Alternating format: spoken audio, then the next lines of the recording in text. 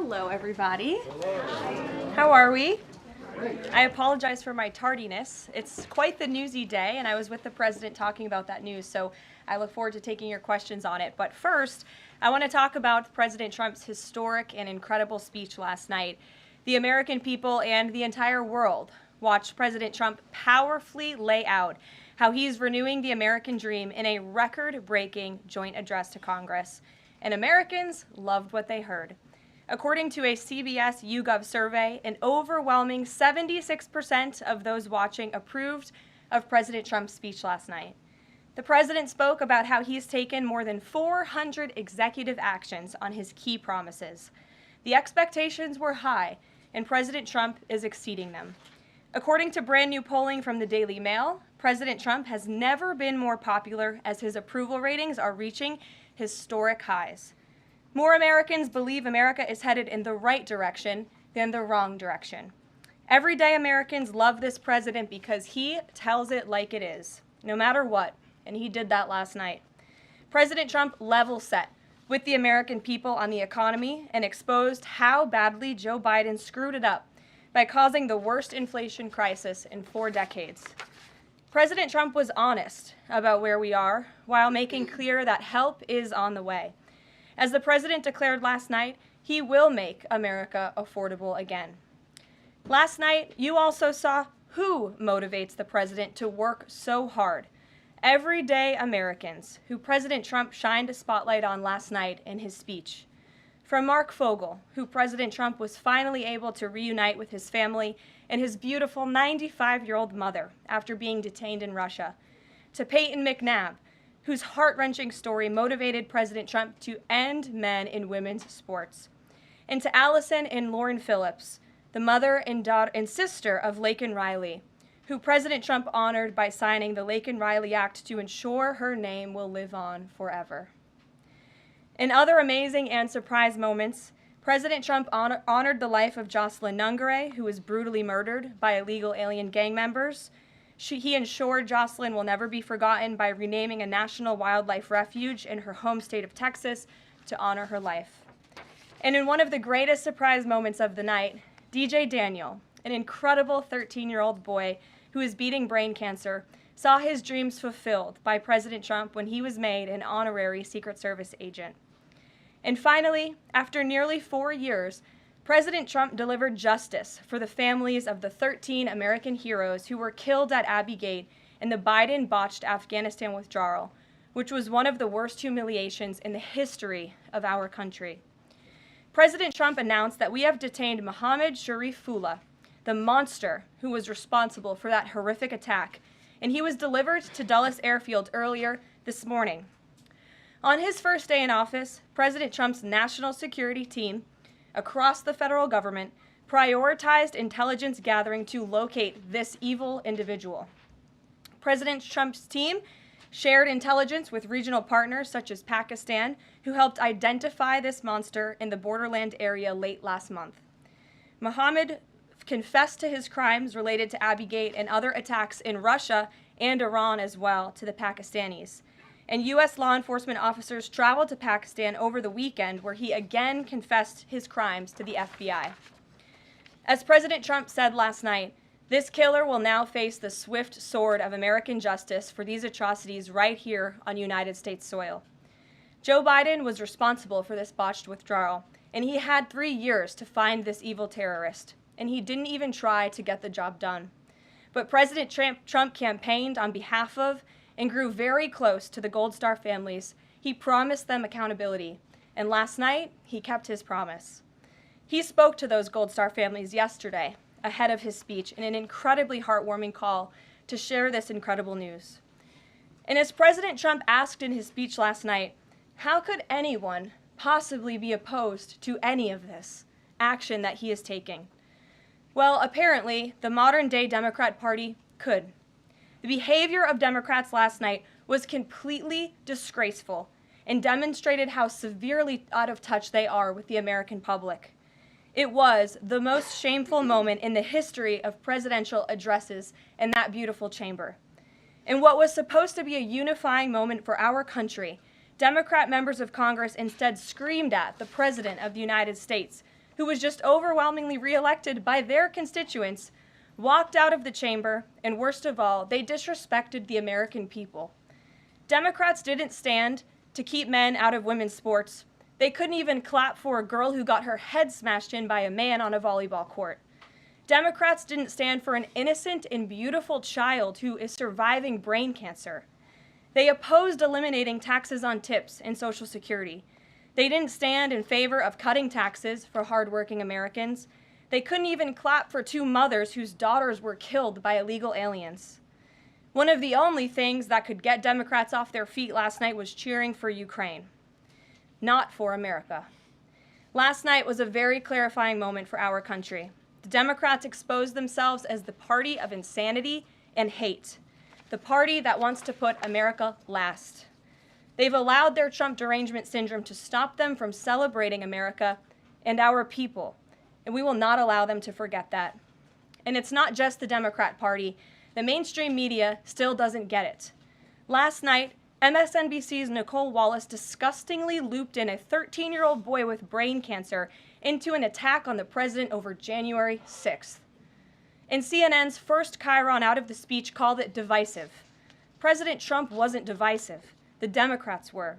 And CNN was proven wrong by their own viewers, 69% of whom, in a post-speech poll, said they had a positive reaction to the president's speech. It's sad and frankly pathetic that Democrats and liberals in the legacy media continue to allow their hatred for the president to override their love for our country. But nevertheless, the president will continue to unify this nation through policies that are grounded in common sense and that uplift all Americans. We have an individual in our new media seat today, Mary Margaret Olohan, who is the Daily Wire's first ever White House correspondent. Congratulations, Mary Margaret. The Daily Wire was founded 10 years ago by Ben Shapiro. The Daily Wire now has over 1 million paid subscribers, a monthly network reach of 138 million, and has evolved into a leading conservative multimedia giant. They are now the 5th largest podcast network in the world and home to some of the top-ranked shows. With that, I will take your questions, and Mary Margaret, why don't you kick us off? Thank you so much, Karoline. It's great to be here. Thanks. So I had 2 questions, if that's okay. The first Sure. on last night and the second on Maine. You talked about behavior from Democrat lawmakers, a lot of disruptions, and I just wanted to kind of go back to that. We saw Democrat lawmakers not stand for Laken Riley, for Peyton McNabb, for the son of a slain police officer and 13-year-old cancer survivor. What are the optics of that nationally, just in terms of not just the people who were in the room last night, but across the nation? And also, was President Trump expecting this type of behavior when he was crafting his speech? So I gave a quote to one of the media outlets in this room yesterday that Democrats behaving like children would be the least surprising thing of the night. And unfortunately, that quote did turn out to be true. I think the president and everyone, frankly, was surprised by the Democrats refusing to stand for not the president's policies, because frankly we expected that, but for the everyday Americans who President Trump was shining a light on their stories. Mark Fogel, for instance, an American school teacher who was detained by the Russians. President Trump freed him. If Joe Biden had done that, they all would have been on their feet, but because of it came from President Trump, they weren't. So we think it's very sad, but we're very proud of the president today, and the American people are the people that this president cares about most, and the reviews are in, and everybody loved his speech. Thank you. And then on Maine, we know that the governor of Maine has really pushed back against the president's executive order saying that boys should not be in girls' sports. I spoke with a lawmaker from Maine this morning who told me she'd been censured by state lawmakers for calling a man and speaking up on this. What is the next move for the White House in this battle to protect the integrity of women's sports? Yeah, well, the Department of Education has sued the state of Maine. As you know, there's ongoing litigation. The president has made a commitment to ensure that states are being held accountable if they continue to allow men in women's sports, which he believes is an egregious violation of taxpayer dollars. And so that fight continues, and the president won't back down. Again, this is a common sense policy. 80% of the American people, including more than 60% of Democrats, do not want men in women's sports. So the president will stand by this commitment. Thank you. Gabe, good to see you in here. Good to see you, Caroline.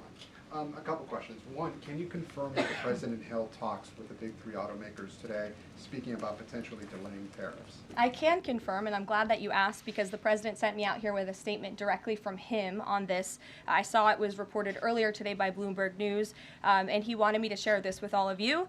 We spoke with the big three auto dealers. We are going to give a 1-month exemption on any autos coming through USMCA.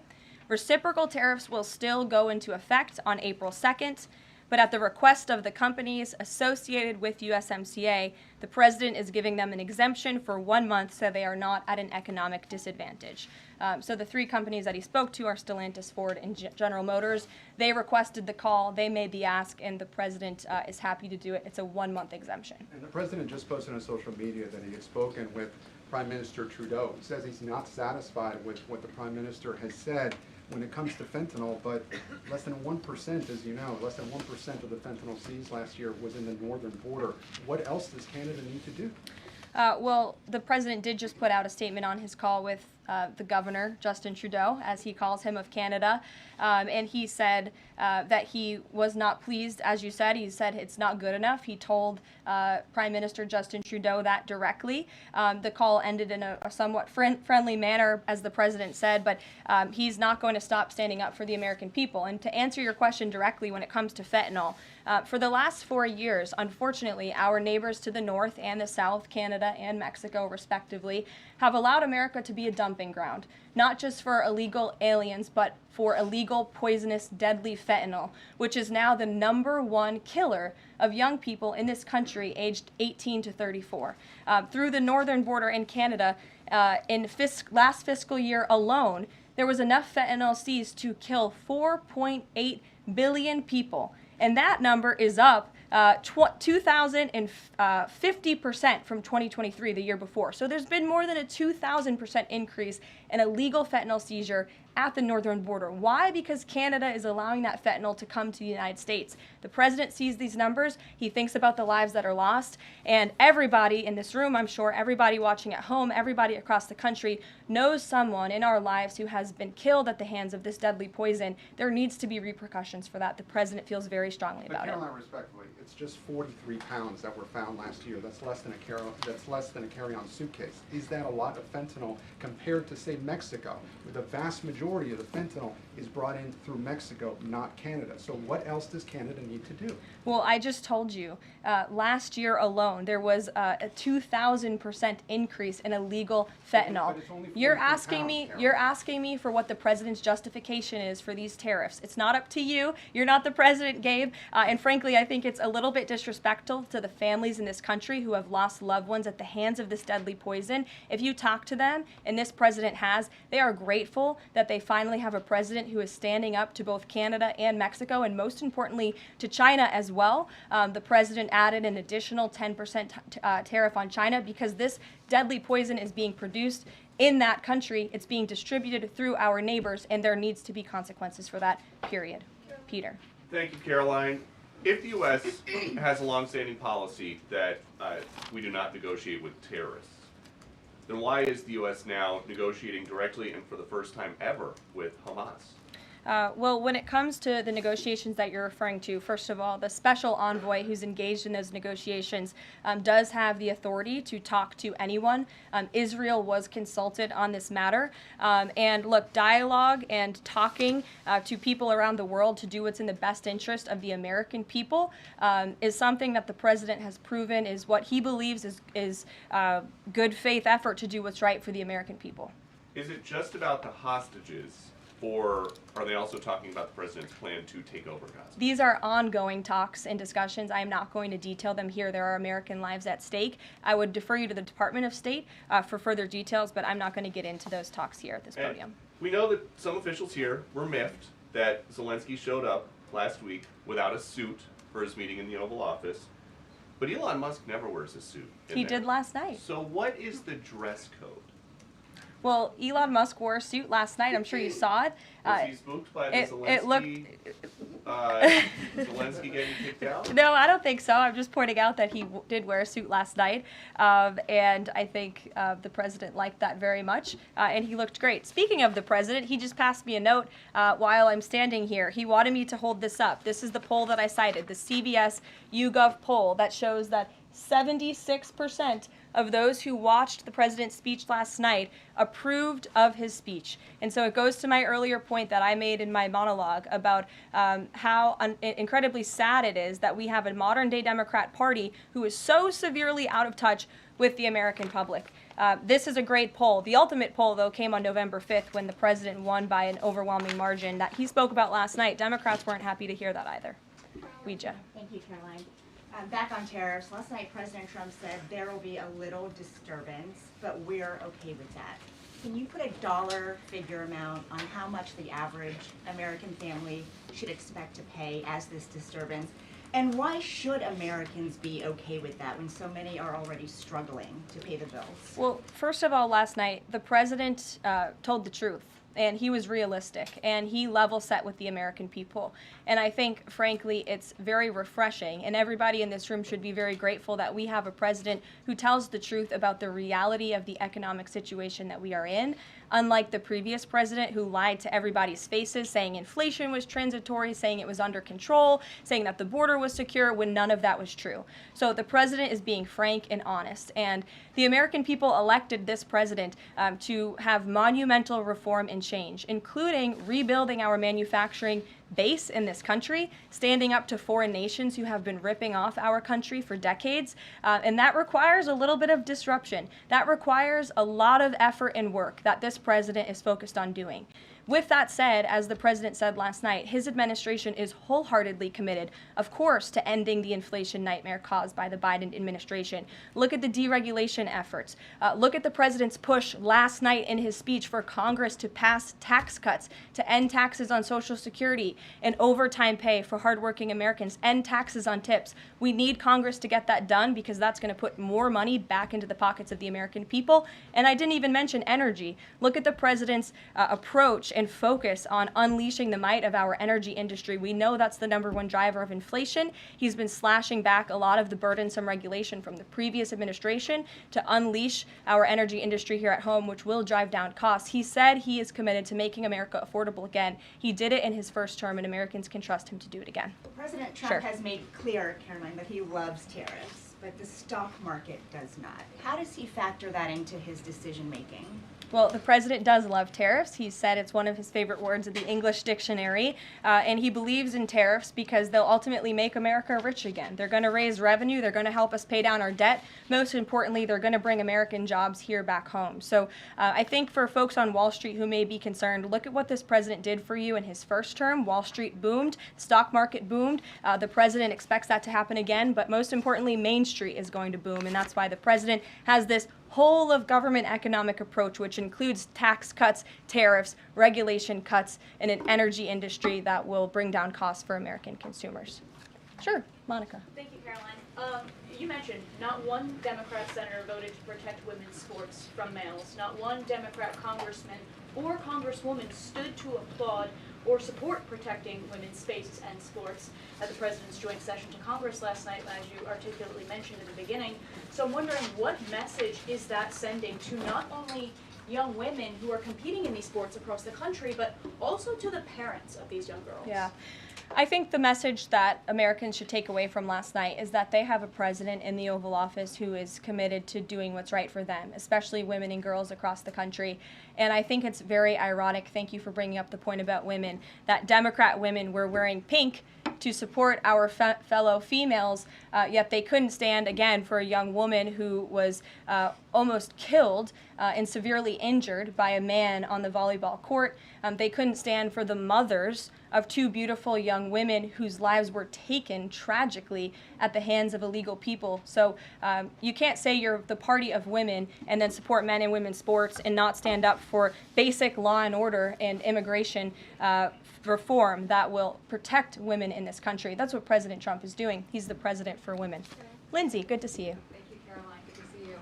So, speaking of tariffs, China said yesterday that they're ready for any kind of war with the U.S.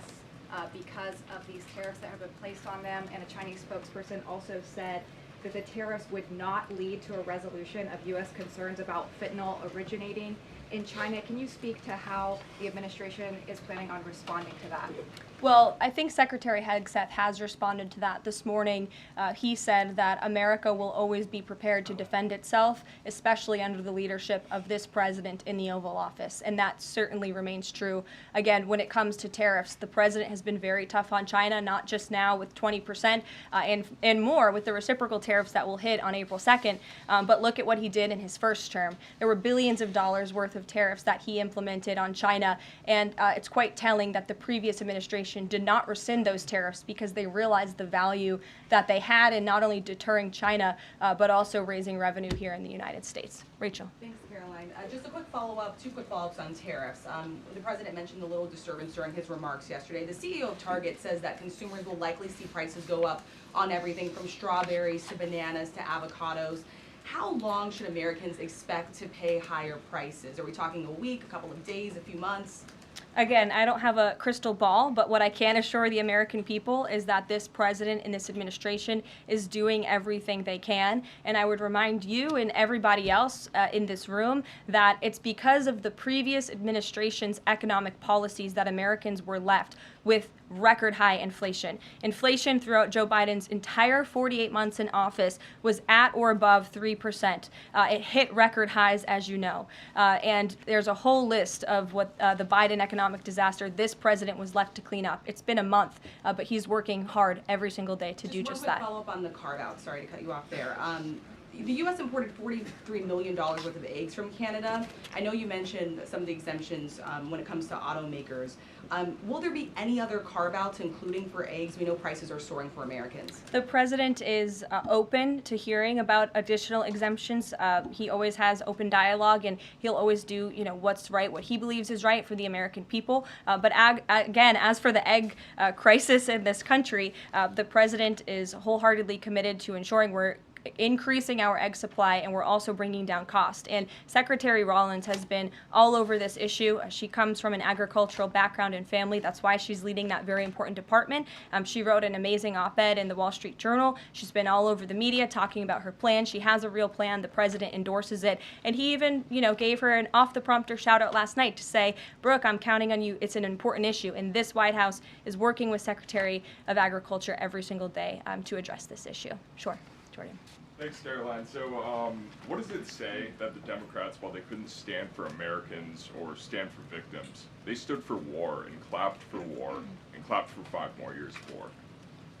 Yeah, the president addressed that last night, I think, when he called out Senator Elizabeth Warren and said that, again, as I said in my opening speech, very telling that the Democrats refused to clap for American people and American interests and American priorities, but they did clap for the country of Ukraine, which, by the way, the president's working very hard to end that war. So Democrats should be applauding him for actually doing something about it. Follow up on that if I can. You've spoken recently about how what happened in the Oval Office last week gave Americans an inside look into behind-the-scenes discussions with Zelensky. Is this how he treated Joe Biden and just treated him disrespectfully and received billions of dollars? Well, it's a very interesting question. I don't know if anybody in here asked my predecessor who stood at this podium about that, but there was a report from NBC News that President Biden also got increasingly frustrated with President Zelensky when he was handing out blank checks and President Zelensky kept asking for more.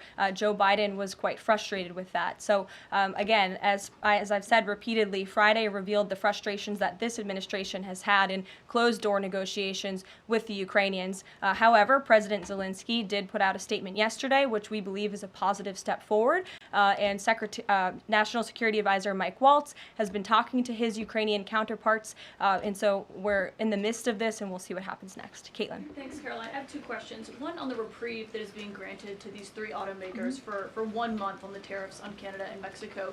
How did the president settle on 1 month? The reciprocal tariffs will go into effect on April 2nd, and he feels strongly about that no matter what, no exemption, so that's where the 1 month comes from. Does he expect them to be able to shift production within a month? He told them that they should get on it, start investing, start moving, shift production here to the United States of America, where they will pay no tariff. That's the ultimate goal. And On the conversations between the White House and the Ukrainians and the letter that President Trump revealed last night that he got from President Zelensky, Director Ratcliffe said today that the president has paused also intelligence sharing with Ukraine. Is that temporary or is that permanent? I believe what the National Security Council told me in regards to that was that they paused or they are reconsidering the funding for Ukraine, as you saw, the pause on the funding. As for intelligence matters, I would refer you to either the National Security Council or the CIA as well. But they're considering lifting or reinstating the military aid going to Ukraine, which they paused this Again, week. it's a pause for a review. Follow up on that. Sure. The president read parts of the letter that he received last night from President Zelensky. Can you give us a sense of when President Trump now plans to sign that minerals deal after receiving that letter? Those talks are happening as we speak. I just saw the National Security Advisor. He's working very hard on it. I believe he was going into the Oval Office to give the president an update on where this stands. But again, the president is committed to a peace deal. He wants to see this war end. And I think that President Zelensky's message, which he also shared on X as well, is a positive sign in the right direction. The president also said that the United States was reclaiming the Panama Canal. The president of Panama this morning, or at some point today, said that President Trump was lying. Wanted to get your response to that, and also curious if the president had a reason for not specifically mentioning BlackRock last night when he was praising the company that is buying canals or ports around the Panama Canal. Yeah, I'm not sure if Panama has seen what's going on with their own canal, but as you just mentioned, BlackRock is now interested in investing and taking over the two ends of the port, which is very important because the president was very vocal several weeks ago about the need to ensure that China is not controlling the Panama Canal. This is a very important place for the United States of America. We also saw that the Panama Canal lifted fees on our U.S. naval ships that are going in and out of the canal. That's a win for the United States of America, and the president will continue to ensure that the Chinese government, the CCP, cannot be infiltrated in the Western Hemisphere, and certainly not in the Panama Canal, which is a very important place for our country. Dasha. The president continues to call the Prime Minister of Canada, Justin Trudeau, Governor of Canada. I'm curious what he means by that and if there are any plans that are moving forward with trying to make Canada the 51st state. And I have a follow-up on the economy as well. Sure. Well, the president put that in his True Social account, or his True Social post earlier today. He feels strongly that it would be very beneficial for the Canadian people to be the 51st state of the United States. They wouldn't be paying for these tariffs. They'd have much lower taxes if they were part of our great country. Caroline, on the economy, you and I traveled the country during the campaign. This is an issue that so many voters decided to cast their ballots on, and they voted for President Trump. He has started to have that realistic conversation with the American people, that disturbance comment last night. But I'm curious if you can be real with Americans right now as all of these factors are playing out. Are things potentially going to get worse before they get better? Look, I've now been asked and answered this same question just given to me in different verbiage of 3 different times, and I will answer it again in an effort of transparency to the American people because this is an important issue and the American people, this president understands that it is. And again, that's why in his joint address to Congress last night, he addressed this issue with a realistic and honest approach. He talked about what this administration is doing to unleash American energy and to make America affordable again, and this administration is wholeheartedly committed to doing it. And I would remind the American public that the first-term record of this president speaks volumes. That's why they reelected him, because they know that he can fix our broken economy, and it's very, very broken from the previous administration. Stephen. Thank you, Caroline. I've got 2 questions, one on press access, and the other on fentanyl and tariffs. Sure. On press access, your predecessor, Karine Jean-Pierre, who presided over many novel press access restrictions, criticized the recent changes to the press pool made by your office. She said in an interview, quote, what we're looking at is what North Korea is doing. What's your response to that, and can you say anything to allay concerns that unfavorable coverage will be punished in this new press pool system?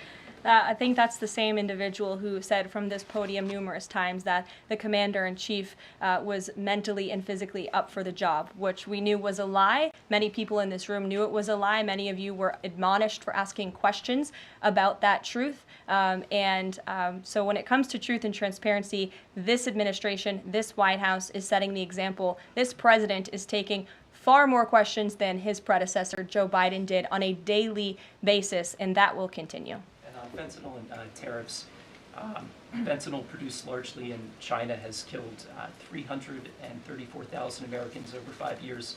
According to CDC data, that's about 1 in every 1,000 Americans. President Trump has cited this for applying new tariffs to Canada, Mexico, and China.